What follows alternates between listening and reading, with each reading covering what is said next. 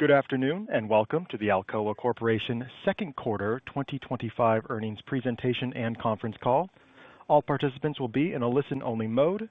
Should you need assistance, please signal a conference specialist by pressing the star key followed by 0. After today's presentation, there will be an opportunity to ask questions.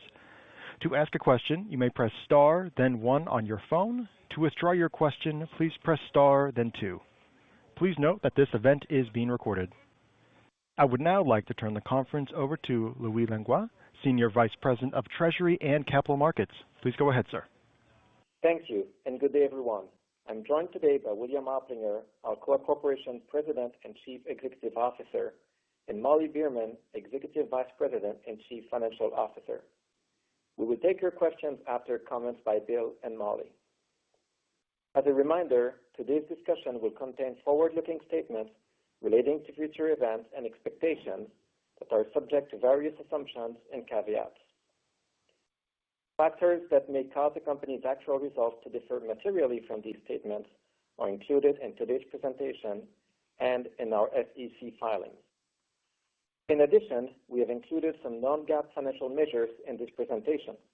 For historical non-GAAP financial measures, reconciliations to the most directly comparable GAAP financial measures can be found in the appendix to today's presentation. We have not presented quantitative reconciliations of certain forward-looking non-GAAP financial measures for reasons noted on this slide. Any reference in our discussion today to EBITDA means adjusted EBITDA. Finally, as previously announced, the earnings press release and slide presentation are available on our website. Now I'd like to turn over the call to Bill. Thank you, Louis, and welcome to our second quarter 2025 earnings conference call. We delivered strong operational performance this quarter, both in terms of safety and stability. This is an important value driver for the company. We maintained a fast pace of execution on our priorities and continued to steer through changing market conditions. Let's begin with safety. Safety performance remained strong in the second quarter, with no fatal or serious injuries reported. Injury rates continued to trend below our full year 2024 benchmarks, supported by a sustained emphasis on leader time in field. This initiative enables leaders to engage directly with teams, conduct safety observations, and deliver both positive reinforcement and constructive feedback. We continued executing on our strategic priorities. On July 1st, we closed the sale of our 25.1% stake in the Ma'aden joint ventures for a total value of $1.35 billion, consisting of $1.2 billion of Ma'aden shares and $150 million of cash. In late April, we successfully concluded a 5-year tax dispute in Australia with a favorable ruling for Alcoa. The Australian Review Tribunal affirmed our long-standing position, determining that no additional tax was owed. This outcome reflects the substantial effort and dedication of our internal and external legal and tax teams, whose strong defense was instrumental in achieving this result. Throughout the quarter, we steered through frequent tariff updates that demanded agile decision-making and rapid adjustments across both sales and supply operations. We redirected portions of our Canadian production to serve non-U.S. customers to mitigate Section 232 tariff impacts. In parallel, we sustained active advocacy and engagement with policymakers on both sides of the U.S.-Canada border. Finally, our recent customer engagements continue to signal encouraging demand trends. We extended our supply agreement with Prysmian, a global leader in energy and telecom cable systems, and completed our first North American sale of Ecolum, a value-added low-carbon product, further reinforcing our position as a supplier of choice for sustainable aluminum solutions. In summary, we delivered strong performance across the areas within our control, while continuing to advocate for trade policies that support both Alcoa and the broader U.S. aluminum industry. Now I'll turn it over to Molly to take us through the financial results. Thank you, Bill. Revenue was down 10% sequentially to $3 billion. In the Alumina segment, third-party revenue decreased 28% on lower average realized third-party price, partially offset by increased shipments. In the Aluminum segment, third-party revenue increased 3% due to increased shipments and favorable currency impacts, partially offset by a decrease in average realized third-party price. While the Midwest premium increased during the quarter in response to the increase in U.S. tariffs, the increase was more than fully offset by lower LME, resulting in a decrease in the realized price of aluminum. Second quarter net income attributable to Alcoa was $164 million versus the prior quarter of $548 million, with earnings per common share decreasing to 62 cents per share. On an adjusted basis, net income attributable to Alcoa was $103 million, or 39 cents per share. Adjusted EBITDA was $313 million. Let's look at the key drivers of EBITDA. The sequential decrease in adjusted EBITDA of $542 million is primarily due to lower alumina and aluminum prices and increased U.S. Section 232 tariff costs on aluminum imported into the U.S. from our Canadian smelters. The Alumina segment adjusted EBITDA decreased $525 million, primarily due to lower alumina prices. In addition, higher production costs, energy costs, and raw material costs were only partially offset by higher volumes. The Aluminum segment adjusted EBITDA decreased $37 million. While lower metal prices and unfavorable currency were more than offset by lower alumina costs, the segment was impacted by $95 million in U.S. Section 232 tariff, which includes the increase in the tariff rate from 25 to 50% effective June 4th. These impacts were only partially offset by price mix improvements and higher volumes. Outside the segments, other corporate costs increased, while intersegment eliminations changed favorably due to lower average alumina price requiring less inventory profit elimination. Moving on to cash flow activities for the second quarter. We ended the quarter with cash of $1.5 billion. Cash from operations was positive again this quarter, providing $488 million, along with a working capital release of $251 million. Working capital decreased from the first quarter as accounts receivable came down with the lower prices for alumina. Subsequent to close of the second quarter on July 1st, we received approximately 86 million shares of Ma'aden and $150 million of cash for the sale of our interest in the Ma'aden joint ventures. The majority of the cash will be used to pay related taxes and transaction fees. Moving on to other key financial metrics. The year-to-date return on equity was positive at 22.5%. Days working capital was flat sequentially at 47 days. Our second quarter dividend added $27 million to stockholder capital returns. We had positive free cash flow for the quarter of $357 million. Turning to the outlook. We have 4 adjustments to our full-year outlook. First, we are adjusting our annual outlook for aluminum shipments to 2.5 to 2.6 million metric tons, down from our initial estimate of 2.6 to 2.8 million metric tons. The change is due to reduced shipments from the San Ciprián smelter, where the restart was disrupted by the nationwide power outage in April.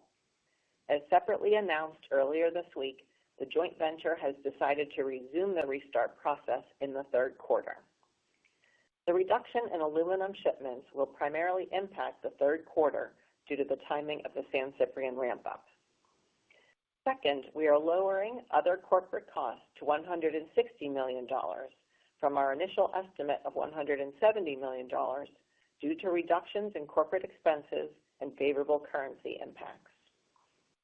Third, we are increasing our outlook for interest expense to $180 million from our prior estimate of $165 million due to unfavorable value-added tax assessments.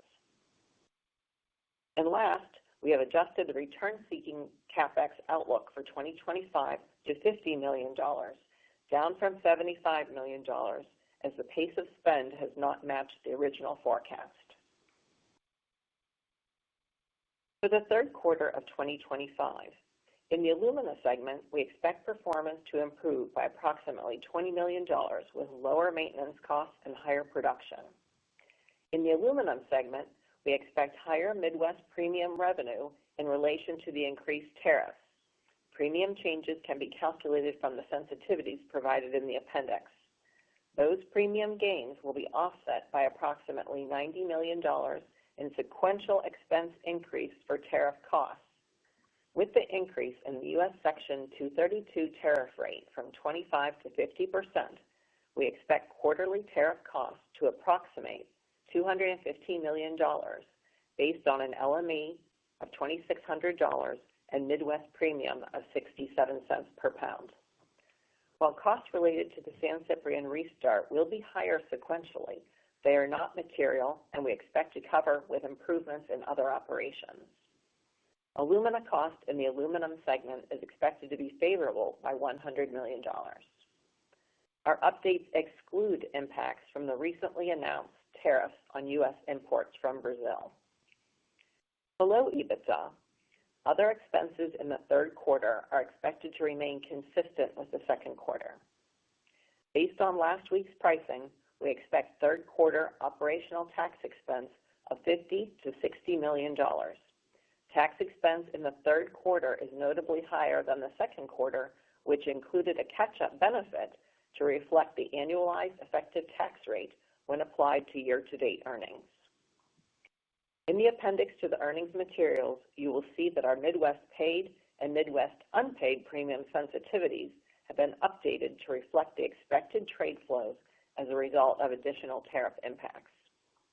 We also revised our regional premium distribution to align with our efforts to redirect tons and optimize margins. Currently, approximately 30% of our Canadian aluminum production is available for spot sales and can be redirected to customers outside the U.S.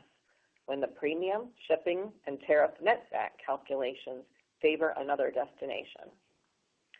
Additional updates to our sensitivities may be needed as we continue to adjust our trade flows to the tariff structure. Now I'll turn it back to Bill. Thanks, Molly. While tariffs continue to drive near-term volatility, the broader outlook for aluminum demand remains robust. This slide illustrates Alcoa's long-term demand forecast underpinned by powerful global megatrends across key sectors.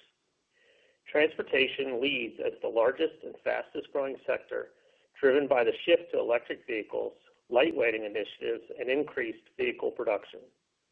Construction shows more modest growth, tempered by a slowdown in China, though emerging markets and favorable macroeconomic conditions like lower long-term interest rates and increased fiscal spending in Europe offer upside potential. Packaging is expanding rapidly, fueled by consumer preference for recyclable materials. Electrical demand is accelerating due to the global energy transition, with aluminum playing a critical role in renewable power generation and grid modernization. Other sectors, including consumer durables and machinery and equipment, are also expected to grow steadily. Importantly, the geography of growth is shifting. Primary aluminum demand is projected to grow significantly faster in markets outside China at a 3% CAGR from 2025 to 2030, while China's growth slows to just 0.2% CAGR, largely met by recycled metal. Within Alcoa's core regions, North America is expected to lead with a 3.8% CAGR, and Europe is projected to grow at 1.5%. Three structural drivers underpin the overall aluminum growth trajectory. The green and digital transition. Aluminum is essential to electrification, decarbonization, and digital infrastructure, supporting everything from electric vehicles to data centers. Second is the rise of developing economies, the China transition and reshoring in North America and Europe. As China's growth moderates, developing economies are stepping up. Meanwhile, reshoring in North America and Europe, often driven by trade policy, continues to boost regional demand. Third, material substitution. Aluminum's recyclability and performance make it a preferred alternative to copper, plastics, and other materials, especially in closed-loop systems. Despite short-term uncertainty, these megatrends provide a resilient and compelling roadmap for long-term aluminum demand growth. Now turning to our markets, starting with alumina.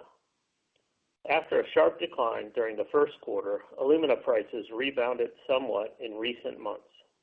As noted in our previous earnings update, over 80% of Chinese refineries were operating at a deficit due to high bauxite prices and low alumina prices. In response, approximately 10 million metric tons of refining capacity in China was curtailed or reduced for maintenance during April and May. These production cuts contributed to a more balanced market and supported the price recovery seen in the second quarter. Looking ahead, market dynamics will continue to be shaped by capacity expansions in Indonesia, India, and China. As new supply comes online, we anticipate further production cuts and plant maintenance in China may be necessary to maintain market balance in the second half of the year. On the bauxite front, prices have remained elevated due to supply uncertainty stemming from mining license withdrawals in Guinea. These disruptions could intensify with the onset of the rainy season, further tightening supply. In this dynamic environment, Alcoa's global refinery network continues to provide reliable alumina supply to both our smelters and key customers. We're also capitalizing on high bauxite prices with our Juruti mine on track to achieve record sales volumes this year. Let's now move on to aluminum. LME prices dipped in April, coinciding with the reciprocal tariffs announced on April 2nd, but regained momentum over the course of the quarter. Despite this recovery, prices remain below first quarter levels, reflecting ongoing market volatility. U.S. Midwest premium initially surged in early June following the implementation of the 50% Section 232 tariffs, reaching 68 cents per pound, and now stands at 67 cents as of late last week. This remains below analyst estimates of approximately 75 cents per pound to fully offset the tariff costs. The Midwest Duty Unpaid Index, calculated by subtracting the tariff from the duty paid premium, has shown negative or near zero values at times. This theoretical index only holds when the market is priced on marginal imports, which hasn't consistently been the case. In response, we've sold over 100,000 metric tons of Canadian metal, normally destined for the U.S., to non-U.S. customers since March, and will continue this strategy until the Midwest premium fully reflects the new tariff structure. From a demand perspective, conditions remain steady in both Europe and North America, although sector performance is mixed. Electrical and packaging continue to perform well. Construction appears to be stabilizing, and automotive remains the most affected by tariff-related uncertainty. In China, easing trade tensions with the U.S. are providing a modest boost to demand. On the supply side, growth was limited in the second quarter, with only marginal increases from smelter restarts and expansions. Global production remains constrained, particularly outside of China. Specific to Alcoa, in North America, our value-added product order book remains stable, with strong demand for slab, billet, and rod. In Europe, VAP volumes improved slightly in the second quarter, with billet demand strengthening and rod and slab demand holding firm. However, foundry orders softened in both regions, largely due to uncertainty in the automotive sector tied to tariff impacts. We are progressing the approvals for our next major mine regions in Western Australia, Myara North and Holyoake, as well as our current mine plan, which had been referred by a third party. The 12-week public comment period for both approvals, which began in late May, is a statutory part of the environmental impact assessment process. It enables individuals, communities of communication and engagement campaign. The focus of the campaign is to ensure that the public has access to accurate information and facts about our environmental performance in Australia and understands our commitment to responsible mining in the northern Jarrah Forest. Some key highlights include over 55 years of rehabilitation experience. Only 2% of the northern Jarrah Forest has been cleared for mining. No mining in old-growth forests. Operations are limited to areas previously cleared for timber, and 75% of cleared forests has been rehabilitated. The campaign also showcases the expertise and dedication of our Alcoa professionals who apply a science-based approach to biodiversity and rehabilitation. Given the complexity of advancing 2 mine approvals at the same time, the volume of documentation submitted by Alcoa and independent experts, and the anticipated effort to review and respond to public submissions, the original timeline for mine approvals is no longer feasible. While ministerial approval was initially targeted in the first quarter of 2026, it is now expected that the process will extend beyond that timeframe. Following the public consultation period, we expect the Western Australia EPA will publish a revised timeline. We remain committed to working collaboratively with the Western Australia EPA and other stakeholders to secure ministerial decisions as early as possible in 2026. In the meantime, we have developed multiple contingency plans and expect to continue accessing bauxite of similar grade until the new mine regions are operational. We will continue to engage with stakeholders to fulfill our responsibilities as a trusted miner and to sustain our right to mine for decades to come. To conclude, in the second quarter, Alcoa delivered strong safety results and operational performance in areas within our control. We also made meaningful progress on our strategic priorities. Looking ahead, we remain focused on executing at pace across our 2025 priorities, enhancing operational competitiveness, navigating market dynamics to deliver long-term value for our stockholders, and advancing the approval process for our Western Australia mine plans. With that, let's open the floor for questions. Operator, please begin the Q&A session. We will now begin the question and answer session. To ask a question, you may press star, then 1 on your phone. If you are using a speakerphone, please pick up your handset before pressing any keys. To withdraw your question, please press star, then 2. When called upon, please limit yourself to 2 questions. And our first question comes from Katja Jancic with BMO Capital Markets. Please go ahead. Hi, thank you for taking my questions. Maybe starting on the tariff side, Molly, I think you mentioned that the current outlook doesn't include anything for potential, I guess, 50% tariffs on Brazil. If that does happen, is there any way you get impacted from that, potentially? Katja, it depends on if alumina is indeed excluded. Our read of it now is that it's covered under the annex, but until we see the executive order that would be related to Brazil, we can't assure that. If that were the case, we are sourcing our U.S. smelters with Brazilian alumina.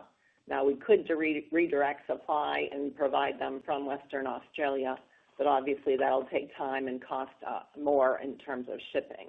But we have that option, and depending on how that executive order is written, we can adapt. Okay, thank you. And maybe just another question, Bill, on the Western Australia contingency plans. Can you discuss what some of those plans could be, and how could that impact your costs?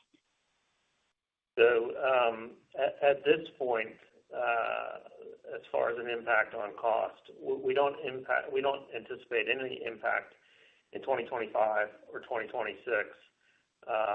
The expectation that we would be into the new mine areas in late 2027 has now slipped out into 2028.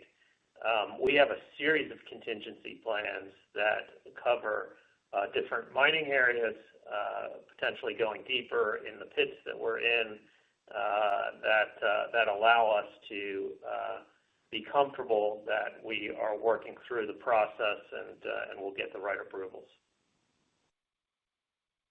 Okay, thank you. And your next question today will come from Alex Hacking with Citi. Please go ahead. Yeah, thanks, Bill and Molly. Just following up on Katja's question there on WA, if the delays to the new mine areas are extended, can you keep mining the lower grade areas for a period of additional years, or it would be more urgent than that? Thank you. So we'll continue to mine the areas that we're in today, and as I said to Katja, no impact on 25, 26. As we said, we expected to be in the new mines in late 27. That slips out till 2028 at this point, but we do have contingency plans in place that can go up to all the way up to a 15-month delay if needed. Okay, what if it's longer than 15 months? We'll work through that, and we'll look at what implications it has on operating rates in Pinjarra. But we'll work through that when we get there. Okay, thanks. And then just following up on the tariff maths. Molly, you mentioned that I think it was $215 million a quarter in Section 232 cost. Is that being more than offset by what you're getting on the additional Midwest premium at the moment? Thanks. Yeah, Alex, let me give you the numbers of what we experienced for the second quarter. So if you look at in our bridge discussion, we talked about the tariffs being $95 million more in the second quarter. That's on top of the $20 that we paid in the first quarter. So the cost in the second quarter was about $115 million. We only saw a Midwest premium uptick of about $60 million. So we had margin compression of about $55 million, and that's related to our Canadian tons. Now, obviously, we're getting a benefit on our U.S. tons, but I'm giving you the compression that we felt on the Canadian. Sorry, the $60 million additional, that's just on the Canadian tons, or that includes the U.S. tons? Just on the Canadian tons. Okay, thank you. So, Alex, let me just give you a little bit more color. If you look at the pricing today, so with LME at $2,600 and Midwest premium at 67 cents a pound, we are near neutral or even slightly positive if you look at the volumes as a whole, because the higher uptick in Midwest premium on the U.S. tons would be more than the net negative on our Canadian tons. So that's at this current pricing. If this were to hold from a whole year perspective, we would be about neutral to slightly positive. Thank you. That's perfect. Thank you. Very helpful. Thank you. And the one point that we continue to make is, and I think other analysts that follow the space make it, the current Midwest doesn't support the overall tariff costs coming out of Canada. So current Midwest is sitting at 67, 68 cents. We think it needs to be between 70 and 75 cents, depending on how you look at it, to cover total tariff costs. And that's why we have moved, repositioned metal that was expected to go into the U.S. that is now going into destinations outside of the U.S. just because that math doesn't work currently. And anywhere we can take advantage of that, we will, and move tons for other destinations. And your next question today will come from Daniel Major with UBS. Please go ahead. Hi, thanks for the questions. Just a very quick first one. Just to clarify the maths on the tariff costs, you had $115 million cost in the second quarter, and you said it's going to be a negative $90 million delta. So it's $205 million, the run rate of cost in the second quarter. Is that correct? That'll be the third quarter cost, yes. So third quarter, yeah. And then we're 205. saying again at latest pricing, so if you dialed forward, that would be the 215 that we guided to in tariff cost. Sorry, you say latest pricing, you mean spot pricing or like? So the 205 is what we gave as the outlook for the third quarter. So that's the 90 sequential change. And then we were also saying that our quarterly tariff cost at today's pricing is 215. Got it clear. That's very good. Thanks. Then second question just on San Ciprián. You updated the respective net income drag and cash burn this year. Can you give us any sense of expectations for 2026 at this point? My guess would be the refinery will continue to burn cash, But is there any guidance you can give on either the cash burn or not at the smelter and the refinery? Yeah, Daniel, we're not giving the guide there yet, but you're right. At recent market prices, the Spanish operations are challenged. From the smelter, the delay to the restart after the power outage has driven the full ramp up into 26. We do expect after full ramp up that the smelter will be profitable, but the refinery, while having a first quarter 25 income, they will move into a loss position for the rest of the year, and they will struggle still at this API level into 26. Okay, but at spot you can confirm that the smelter would be cash neutral. The smelter at fully ramped up a level would be profitable. But remember, it won't be fully ramped up in 2026. I mean, it will hit.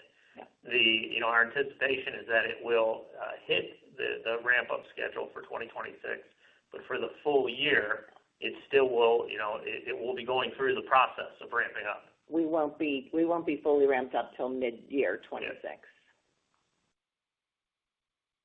Very helpful, thanks. And your next question today will come from Nick Giles with B. Riley. Please go ahead. Thank you, operator, and good afternoon, everyone. This is Henry Hurl on for Nick Giles today. Thank you for taking my question. So on our estimates, you have about 50,000 metric tons of spare annual capacity at Warwick, and the Midwest premium has increased sharply to reflect that tariffs may be stickier than originally thought. So my math, the spare capacity at Warwick could generate over $100 million of EBITDA annually. And so what prevents you guys from restarting this capacity today? Thank you. Thanks for the question, and it's a great question. We're currently running 3 lines at Warwick. We have a 4th line at Warwick that would produce approximately 50,000 tons. The issue in Warwick is that 4th line needs a lot of work and will take some time to get restarted. So our estimate is that it would be about $100 million investment to restart that 4th line, and it would take us about a year to get it up and running. So we will certainly continue to run the numbers on Warwick. We would need to ensure that the tariffs will stick around for quite a while, given that ramp-up curve in Warwick, before we made the decision of investing another $100 million in a restart in Warwick. Thank you. That definitely makes sense. Thanks for the color there, and continued best of luck. Thank you. Thanks. And your next question today will come from Bill Peterson with J.P. Morgan. Please go ahead. Yeah, hi, good afternoon, and thanks for taking the questions. On the mid-2026 restart of San Ciprián, it still implies 75% utilization. Can you remind us of, I guess, when the term of the agreement with the workforce comes to an end, and whether the delayed restart has any impact on that? So Bill, thanks for the question. After the power outage occurred in Spain, we declared force majeure on that contract because it limited our ability to be able to meet the deadlines that are included in the contract. Recall that we had anticipated a full restart by October 1st of 2025, and then from there we had some flexibility on how we run the plant after that full restart. Because of the power outage, we have said that we were not going to meet that October 1st deadline, and we've moved it back to the middle part of 2026. Okay, thanks for that. And then kind of a different angle on the tariffs. And last quarter I asked you about conversations with the U.S. government, but I guess in light of the tariffs remaining where they are now, how should we think about the commercial strategy, things like tariff cost sharing, and maybe perhaps you can share additional color on your shifting flows, to non-U.S. customers? How should we think about that in the coming months? And then finally, is there any opportunities for relief from the Canadian government in the meantime? So we have had extensive conversations on both sides of the border. I've been talking to the Carney administration often. I've been talking to the U.S. administration often. And at a 50% tariff, you saw us take action to redirect 100,000 tons to non-U.S. customers. As Molly said in her prepared remarks, we have the ability of about 30% of the Canadian volume to be able to redirect that to non-U.S. destination. And we will do so as long as the netbacks make more sense to ship it to other places than the U.S. So we've been very dynamic and handled this situation very quickly, and will continue to do so in the future. I felt like that was a multi-part question. Did I miss any of that? Yeah, just anything on tariff cost sharing that you might add? Well, when you say tariff cost sharing, we, through the Midwest Premium is largely passing on the higher tariffs to our customers. So just to be clear, we are saying the Midwest Premium needs to be at, let's say, 75 cents to fully cover the tariffs. We're able to pass through 90% of that through a higher Midwest Premium to our customers. So while we're not particularly thrilled with the tariffs, our customers are paying significantly higher prices for aluminum in the United States than they would pay anywhere else in the world. Yep, well understood. Thanks, Bill. Thanks. And your next question today will come from Chris LaFemina with Jefferies. Please go ahead. Hey, thanks for taking my question. And it might be a dumb question, but isn't it the case that the tariffs are really just a net neutral for you? Because if you're diverting tons away from the U.S. because you can get better prices elsewhere, the Midwest Premium goes up. And unless the Midwest Premium is high enough for you to sell to the U.S., well, then you won't sell there. And at the end of the day, it's really, in equilibrium, it should be a net neutral. And it's the customers in the U.S. will pay the premium, but I'm not really sure why the guidance should be for any net impact, other than if you only consider where Midwest Premium is today and where the LME price is today. But over time, shouldn't it be a wash? That's my first question. So let me address this, and Molly can certainly feel free to jump in. With all the numbers that Molly gave us earlier in the call, in the end, if the Midwest Premium reacts accordingly, it's a net neutral to Alcoa. However, there's a big however there. Our customers in the U.S. are seeing significantly higher prices than anywhere else in the world. And if you assume that they can pass that on to their customers, then I guess it's a net neutral to them. But somebody ends up eating that tariff cost. And there are dedicated supply chains from Canada to our customers, literally trains that go from door to door from our plants to our customers, that our belief is that it makes the most sense for the industry to have metal being able to flow from Canada to the U.S. with either a lower tariff or no tariff at all. And that's the best thing we think for our customers and for our industry to be able to do that. Right. So in that case, the impact of the tariffs is really on total demand, in which case LME prices would go down. But the net impact, other than the overall kind of global LME price impact, the impact on Alcoa should still be a neutral, right? Because either way, the Midwest Premium's got to equal the tariff over time. Chris, you have to remember that we do have customer contracts, so we don't have full flexibility to move the metal dynamically.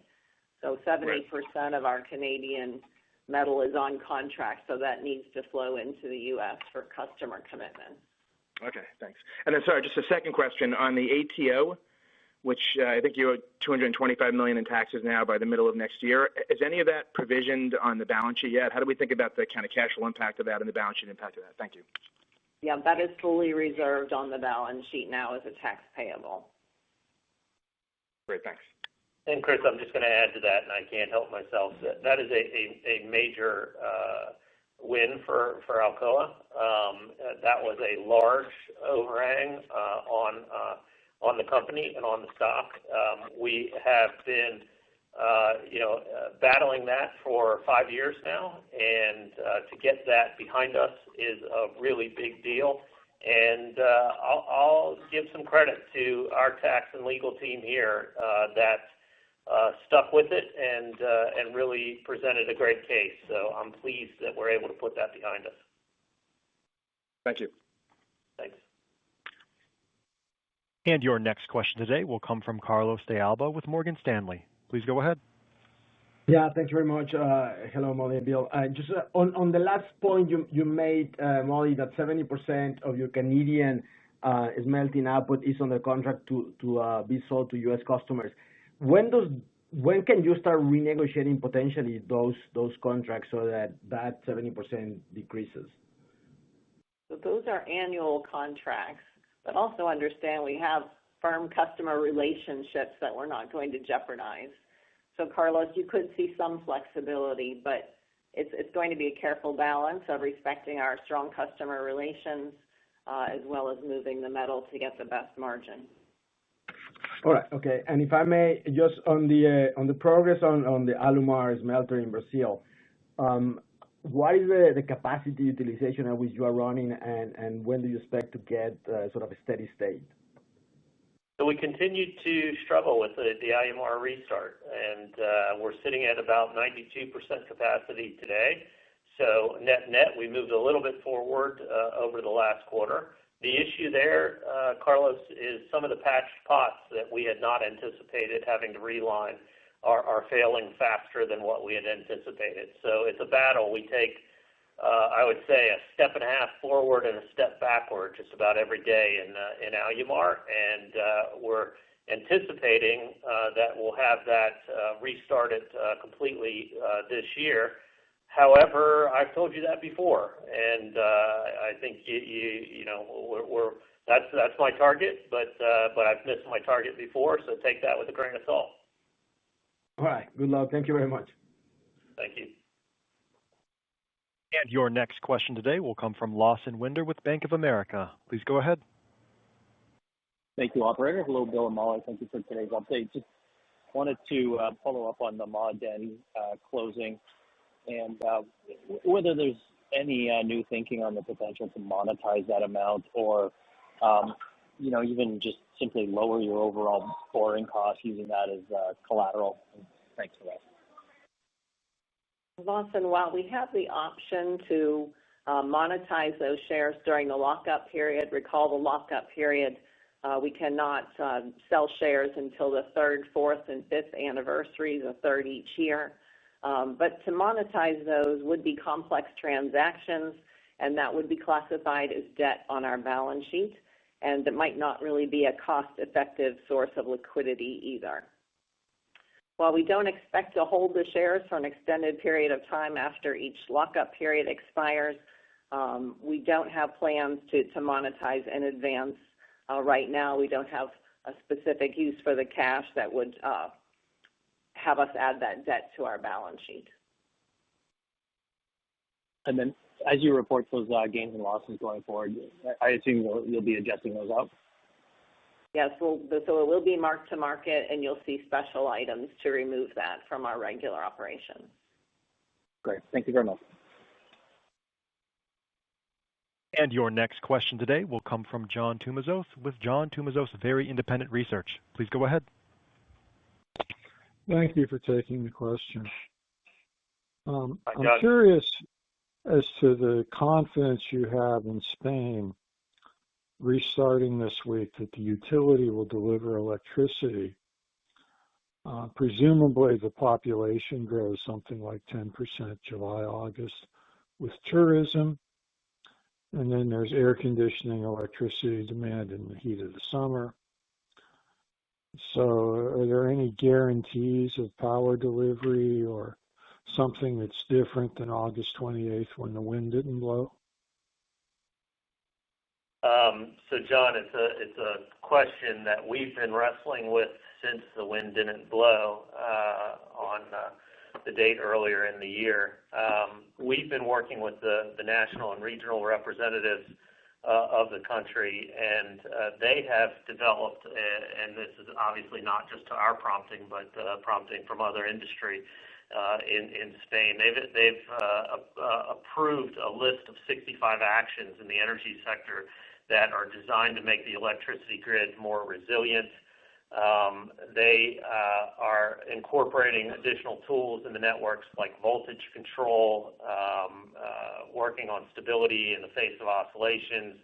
So they are working to strengthen the electrical system. There's no guarantees in life, but they are taking, we believe, the right measures to ensure that the power stays on. As you start up Monday the 14th, how many pots per week do you energize? Is the circumstance in late July and August where you're really not drawing very much electricity because of the gradual nature of the process? Yes. So it's a gradual ramp-up process, and we should hit the target by the middle part of next year. My recollection is there's 500 pots in Spain, so we'll be starting. You can do the math on how many pots we have to start to hit total production by the middle part of next year. But yeah, we'll be starting a few pots a week to get that restart done. Thank you. Thanks.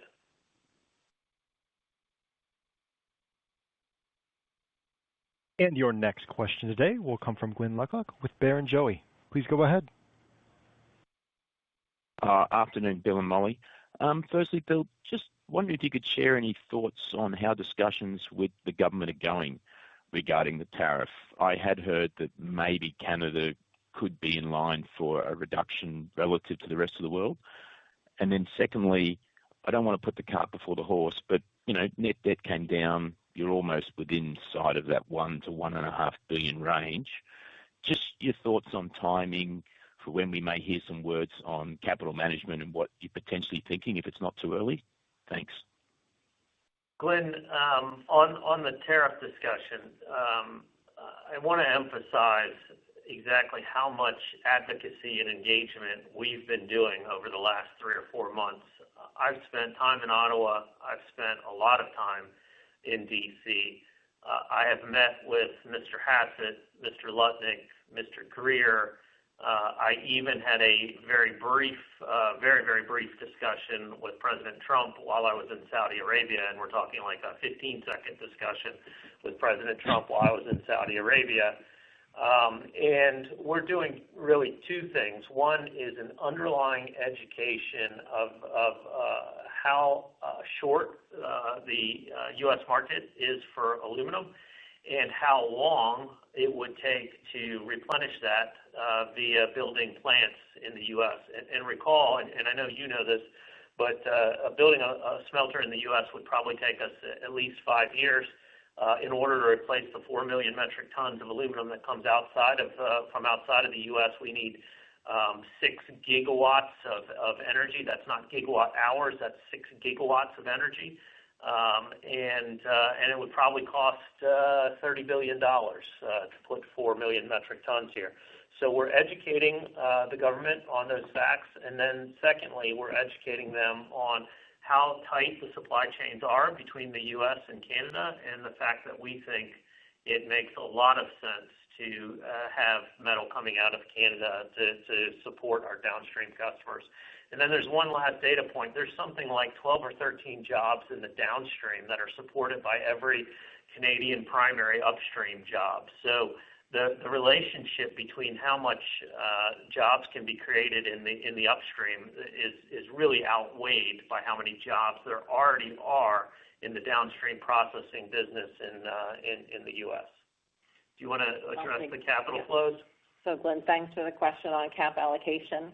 We made good progress this quarter on our adjusted net debt target. At the end of the second quarter, we were at $1.7 billion. That's an improvement from the $2.1 billion from the first quarter. We are about $200 million away from the high end of our target at $1.5 billion. When we reach the top end of the range, we will look across our capital allocation priorities, so returns to shareholders, portfolio actions, as well as any growth opportunities. We do recognize that we have a bit more work to do inside the target. The adjusted debt, which we define as including the gross debt plus the pension, is at $3.2 billion. and that's above the high end of that range that we've targeted at 2.1. So we will work on some delevering. We do have our 2027 notes. A portion of those remain, about $141 million. Those are now callable at par. We also have a portion of our 2028 notes that are now callable with a small premium. That's about $219 million. So we'll look at keeping in mind that our cash target is $1 to $1.5 billion. We'll work on some delevering. Thank you. This concludes our question and answer session. I would like to turn the conference back over to Mr. Oplinger for any closing remarks. Thank you for joining our call. Molly and I look forward to sharing further progress when we speak again in October. And that concludes the call. Thank you. The conference has now concluded. Thank you for attending today's presentation. You may now disconnect.